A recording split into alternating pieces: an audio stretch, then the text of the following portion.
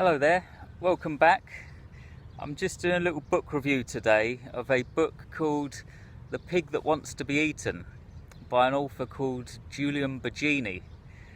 This one was published in 2005 and I would describe it as it's a philosophy book and it contains 100 philosophical ideas or paradoxes, and they're presented in bite-sized form throughout the book. In fact, I think one of the main strengths of this book is the way that the author manages to portray these complex philosophical ideas and problems in such a concise manner. Each one is presented as like just 1 or 2 pages for each one, and I think it's quite impressive the way he pulls that off. I really enjoyed this book. I read it in about 10 days, which is quick for me. And another thing I liked about the book is that it mentions quite modern films and books in it as well. For example, Total Recall is mentioned, which is a film I like. It also mentions A Clockwork Orange, which is one of my favourite films of all time, and Minority Report as well, I think. So I like the way it references quite new stuff as well. Some philosophy books talk about ancient Greece only, like ancient times, but this one mentions modern stuff as well, which I appreciated. I'm just going to talk about 2 of the chapters in this book today, 2 of the philosophical ideas that caught my attention. I apologise for the shaky camera work, by the way. I'm kind of propping my phone up on a tripod here. But the first one I'm going to mention is the Ship Theseus problem. This is quite a well-known one, but it's told in a different way in the book. A thief is paid a large sum of money to go and steal a ship, and he arrives at the harbour with his cronies, with his fellow criminals, and to his shock there are 2 ships, not 1. And he turns to a mechanic at the harbour, this mechanic's being held by his henchmen at gunpoint. He says, "Which ship is the Ship Theseus?" And the mechanic says, "Well, we had to repair the ship, and we took each part from the old Ship Theseus and we replaced it with a new part, and as we did so we put the old parts in a big pile, and when we were finished repairing the ship we then turned to the old pile of parts and we decided to build another ship using the old parts." So to the right here we've got the Ship Theseus with the new parts, and over to the left is the Ship Theseus with the old parts. And he said, "Yeah, but which one is the Ship Theseus?" And he says, "Well, I've told you everything I know." So the big question is, which one is the Ship Theseus? Is it the new one with the new parts or the old one with the old parts? And the crucial difference here is the new ship has got continuity. If you filmed it and watched it in sped up motion, the new ship would always be there, but the old ship wasn't. There was a time when the old ship was just a pile of junk, and then they built it up again. So the new one has continuity. In the book it says it depends what way you look at it.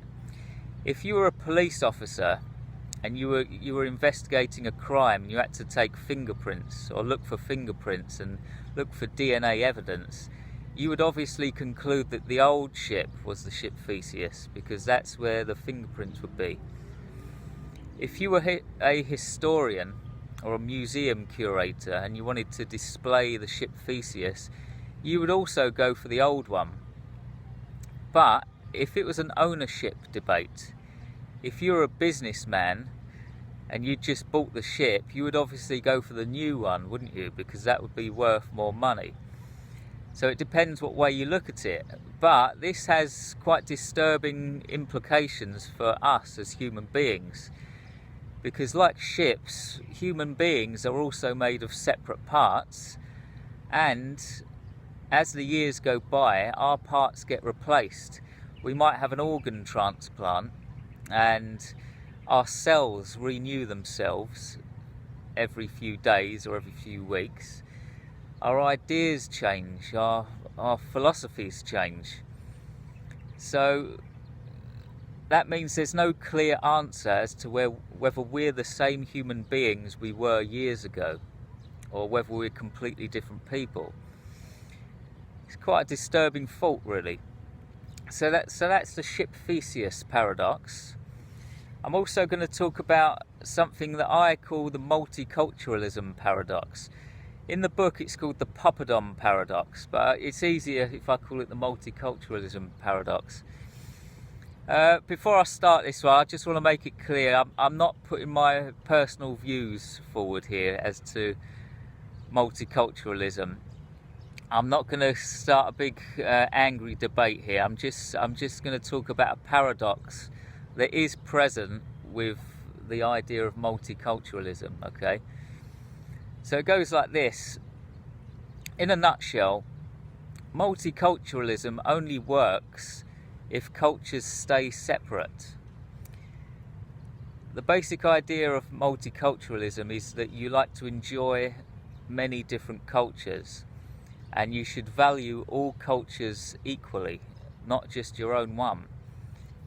But if everybody became a multiculturalist, multiculturalism would fall apart. To enjoy many different cultures, they need to stay separate, and each person needs to value their own culture more than they do the other ones, because if they didn't, there would be no point to belonging to one culture. You might as well belong to all of them.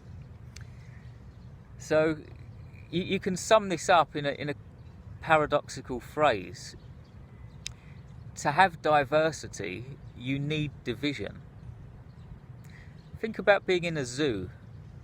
If you go into a zoo, you can appreciate all of the animals in the different cages.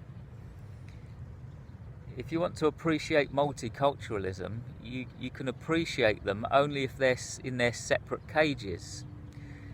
If everybody starts blending and mixing together too much, the end result will not be multiculturalism. You will end up with a monoculture or a mono race, and that's where the paradox lies. I'm just going to leave you to think about that one. What do you think? The multiculturalism paradox. Okay, so those were two of the chapters in the book. There are actually 100 chapters in the book, very short ones, and I wouldn't say every single one of them is amazing, but most of them are. I enjoyed the book for the most part, and I think you will too. And I think I'm going to read more of Julian Baggini's work after this one. So, in my opinion, you should check this one out. It's a good book. Okay, and that's it. If you want to check out some of my books, I've left a link below. So, if that takes your fancy, check out my stuff. I will be back in about 2 weeks' time with another book review. In the meantime, try to have a great day on this philosophical, paradoxical rock we call Earth. Take care and goodbye.